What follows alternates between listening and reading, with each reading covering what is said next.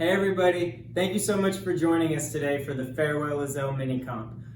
We are going to be going over the check-in procedure and then how you guys are going to be hanging around the area, and then also obviously we're going to go over the rules for the course. So without further ado, let's get started. Alright, so first things first, we just kind of wanted to go over the check-in procedure and then how you guys are going to be socializing and mingling around the area today. So, as far as checking in, please show up about 10 to 15 minutes before the scheduled time that it says on the website, just so we can make sure we get everyone checked in before we get going on the runs. As far as you guys being able to socialize and mingle, we are actually going to have an area out front kind of sectioned off so that you guys can sit and, we're going to have like tables and chairs out there. You guys can talk to each other. You guys can also kind of do like maybe like a tailgating type thing if you want to. And then you can also stay inside your car if you want to as well, maybe in case it gets too hot. We just want to make sure that everyone is comfortable and safe and following social distancing protocols. Next thing is as far as being able to come into the gym. So we are going to be requiring everyone to have masks when they come in, whether you're watching your competitor run or you are a competitor yourself. When you are running though, you are going to be allowed to take your mask off, okay, during your run. We will have a warm-up area that you guys can come in maybe 10-15 minutes before your run, and you guys can, do your warm-ups and stuff like that, and then when it's time for you to run, the mask can come off, and then you do your thing. I'll go over the rules and stuff like that for the course a little later, but just wanted to kind of go over that stuff first. And then, yes, family can watch. You guys can have as many, well, I don't want to say as many people as you want to come in, but as long as it's like, parents, maybe siblings, grandparents, they can come in and watch you when you run. But outside of that, we're going to ask that everyone else please stay outside. Only when your competitor is running can you come in and watch them. Alright, so now I'm going to go over the general rules of the course, okay? I'm going to go over each obstacle individually here in a little bit, but this right here is just to kind of give you an overview of what the course is going to look like, okay? So, we are going to be following NNL style rules, okay? That basically means you have a starting platform and you have an ending platform. You must make contact with both of them, and you can use as many or as few things in between, meaning you can skip if you see a spot where you can skip something. And if you do, though, everyone is going to have a connecting upper body section, meaning you have like 2 obstacles and you do have a checkpoint in between, and you're not going to be allowed to drop in between those 2 obstacles. So make sure you watch for that and don't drop when you get to that checkpoint, okay? So the course is going to have 10 obstacles, all right? There is no time limit. You guys don't have to worry about, like running out of time or anything like that. But this is probably going to be a course where we're going to see some decently fast times. And we are going to go by who goes the farthest, the fastest. It is not a point system, okay? Everyone's going to get 2 runs. Your first run, you fall and you're done. You do not get to keep going and try the rest of the obstacles, okay? The second run, if you fall, you do get to keep going, okay? There is a second run, and we will go by whichever one you do the best on. So let's say your second run is better than your first, or vice versa. We are going to take that time based off of how far you went and how fast you did it. So without further ado, I think that covers everything as far as the general rules. We are now going to go into explaining each individual obstacle. Please make sure you listen intently, because we don't want to have a bunch of questions the day of. It would just take up a lot of time. We want to try to limit that if we can, so we can get right into people's runs and get going. But if you do have questions though the day of, please let me know. I will try to answer them as thoroughly and as quick as possible. So without further ado, let's look at the course.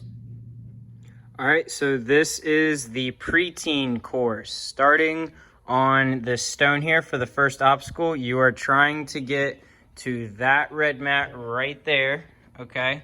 Not these 2 over here. Ignore those for now. Those are part of your next obstacle. You're only going to this one here and staying on it, okay? You are, of course, using the spool. You are allowed to use hands and feet on the spool.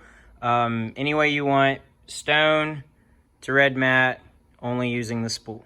All right, so you just got to that red mat over there in the center, okay? And you are now going to be able to use these 3 for your starting platform for your next obstacle, okay? You are going to take this ring out here. You should be able to just reach out and get it. And you are trying to get all the way over to that black ring there.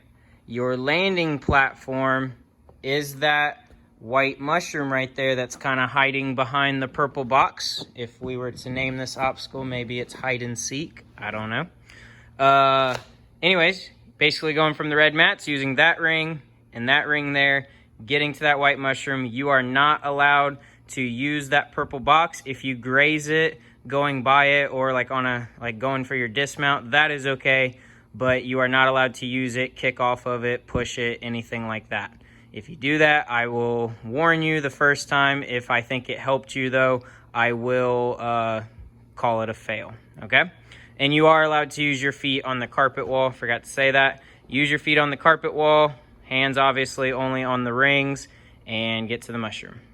So you just got to the mushroom there. You are now going to just walk over here. Make sure you wait for my clear on that one, okay? You're gonna head over to the red boxes here. This red box here is your starting platform. All right, this is a two-part lower body obstacle, okay? So if an upper body obstacle can have checkpoints, we're gonna say lower body obstacles can too. So pay attention here. You are trying to go from that red box. Your first checkpoint are those quad steps over there, all right? Any of those quad steps are the checkpoint. You are allowed to use hands and feet on the quad steps. In between that, you are only allowed to use your feet on the two stones, the Bosu ball, the lily pad, and the tops of the dominoes. Now, you are not allowed to run across the dominoes. I do not want to see anybody only using the dominoes. I know that's a faster way of doing it potentially, but because of safety, I don't want you guys to fall on the stones and maybe even that trampoline over there, okay? You can go on the tops of the dominoes, but you cannot try to only use the dominoes. You must use the stones, the Bosu ball, and the lily pad right there, and then you can go to the quad steps. Now, you just got to the quad steps. You are allowed to use hands and feet on the quad steps here. Now you are going to the second part, which is going to be the two trampolines. They're kind of angled, kind of like quad steps, so you can use them as such. You are not allowed to use your hands on these, okay? You're going to hit off of them with your feet, going to the springboard, however you see fit there, getting on top of the box here, and then you're trying to climb up and over to the upstairs. You can use any of those bars. You can use your feet on the wall, hands on the plexiglass part, like at the top of it. Climb up and over. Once you get to the carpet, that will clear you on this lower body obstacle here. This is obstacle number 3. Obstacle number 4. So you just got upstairs, you're on the carpet. You're now going to just come back down right away and go to this red box here. That is your starting platform for the next obstacle. You can get to that however you see fit from the carpet upstairs. Now, your landing platform, okay, is technically going to be way over there, that red mat that you see on the ground.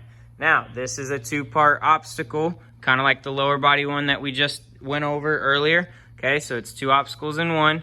You are going to, from this red box here, your starting platform, reach over to this blue strap, pull down the tilting ladder, so it is now able to reach out. You're now able to reach out to the black rungs, and you are going to go across. It will tip once you get halfway.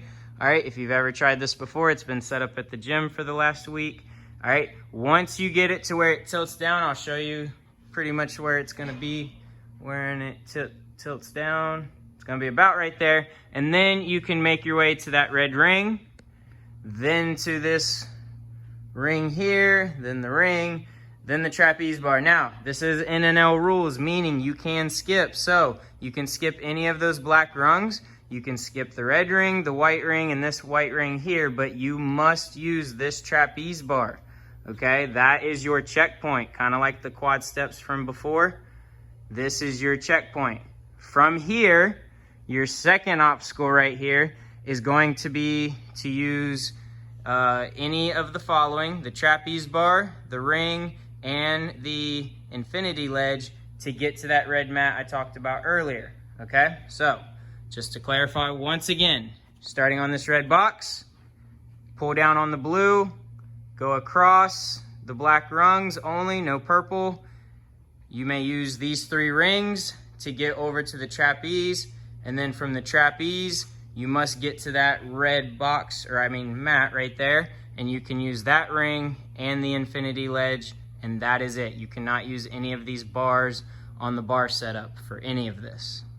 So you just completed the infinity ledge obstacle, landing on this red mat. Now you're going to walk over here to this green box. From the green box, this is your starting platform. Your ending platform are the 2 red boxes over there. Either of those 2 red boxes are okay for you to land on.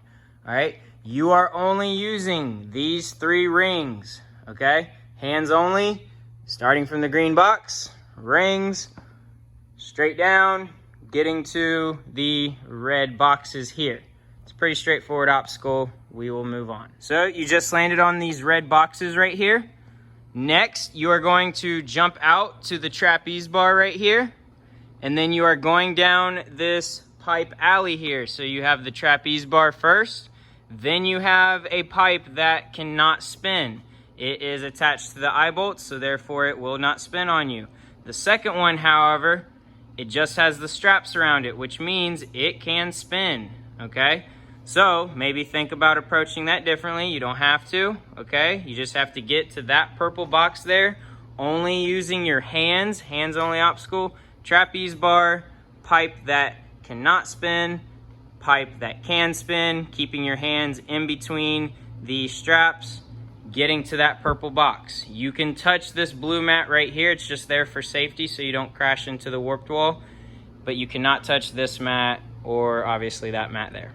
You just landed on the purple. So now your next obstacle, I believe this is number 8, you are getting onto that stone right there. That is technically going to be your starting platform. At least 1 foot needs to touch that stone there for you to be able to start the next obstacle. Your next obstacle, you are allowed to use your hands only on the white rope, the red ring, the black rope, and your second red ring to get to that stone right there. You are also allowed to use your feet on the wall. That is pretty much it. From stone to stone, get across, advance over. You will be making your way over to the red box over here, so we'll say that the front plane is like the side of the stone closest to the wall. So as long as you cross that and you're getting onto those mats, moving over to the red, I will clear you on this one. All right, so you just got to that stone, making your way over to that red box right there. That red box is going to be your starting platform.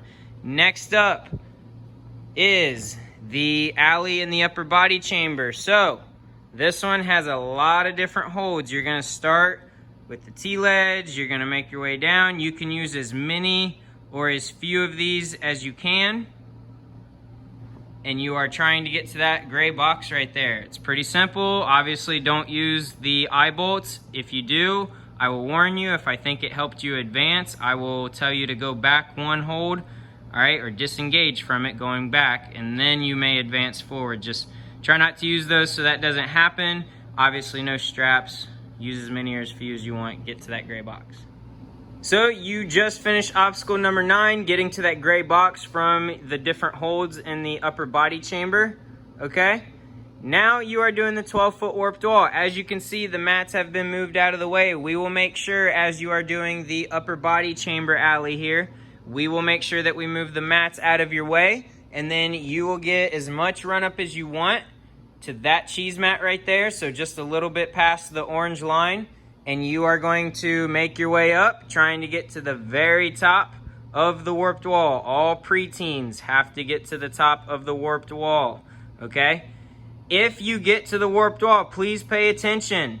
If you do not touch the white wall up there, okay? So you show control on the warped wall, and then you reach up and you touch the white wall. If you do not do that before you hit that red buzzer next to the warped wall, I am going to fail you on the warped wall, which means your results will be from when you completed the alley here, getting to that gray box.